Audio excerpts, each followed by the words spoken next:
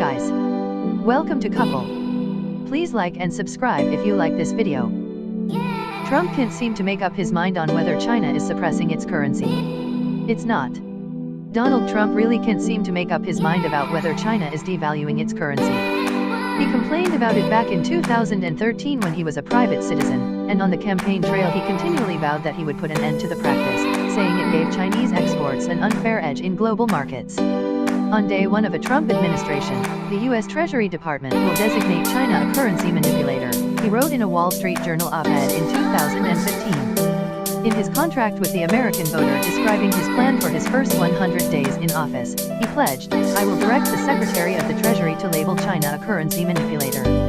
But just a few months into his presidency, he abruptly reversed his position, saying China was actually not manipulating its currency, a major policy reversal that calmed fears of a trade war.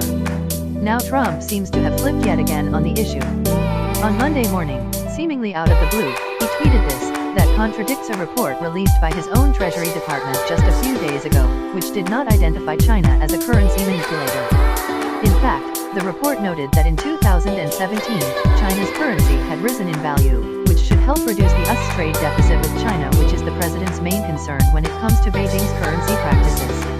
Trump's tweet raises the question of whether he'll begin to once again consider instructing his advisors to formally blacklist China as a currency manipulator, a move that triggers a process that could potentially result in the U.S. government imposing new tariffs on Beijing. The U.S. is already in the midst of imposing tariffs on billions of dollars of Chinese imports, so that would cause an even greater escalation in tensions between the two countries. It would also be punishing China for something it's not actually doing. So is China manipulating its currency or not? Beijing's central bank actively tries to move the value of Chinese currency, the renminbi, also called the yuan, by buying or selling foreign currencies. That's in contrast to many advanced economies like the US, which have a floating exchange rate, where the price of the currency is largely determined by supply and demand for it relative to other currencies, although it can be influenced by other factors as well, like a country's macroeconomic policies. China spent decades suppressing the renminbi's value to keep the country's colossal export machine competitive. It bought up tons of foreign currency, mainly dollars, in order to keep its own currency lower, accumulating $4 trillion worth of foreign exchange reserves by 2014. When you buy a ton of currency, its value appreciates, and your own currency depreciates relative to it. By keeping the renminbi's value low, China ensured that its goods remained inexpensive in global markets and made foreign imports into China more expensive. But as China's growth slowed in recent years, foreign investors started pulling out of the country, and the pressure on the renminbi started going the other way. So in 2015 and 2016, Beijing changed its approach. It didn't suppress its currency, it intervened in order to prop it up. China's foreign reserve dropped from $4 trillion to $3 trillion during those years as the country sold off foreign currency to keep the renminbi from depreciating too swiftly. In other words, China was actively making sure its currency wasn't dropping, which made its products more expensive than they would be otherwise.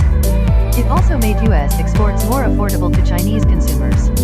That's why economists were alarmed by Trump's allegations that China was suppressing its currency on the campaign trail and during the early months of his administration. If anything, we should be thanking the Chinese lately, Joseph Gagnon, a senior fellow at the Peterson Institute for International Economics, told me in February 2017 when it seemed that Trump might be on the brink of blacklisting China as a currency manipulator. Over the course of 2017, China changed its approach once again. Now it's taking a hands-off approach. In an email on Monday, Gagnon told me that China's handling of currency isn't enough to count as manipulation of any kind, and that China's central bank is basically doing nothing. China is no longer doing what Trump alleges. The president has a number of things he could take up with China to make American trade with the country more competitive, like pushing for more stringent worker standards there. But right now he appears to be, once again, trying to pick a fight over an issue that's become obsolete.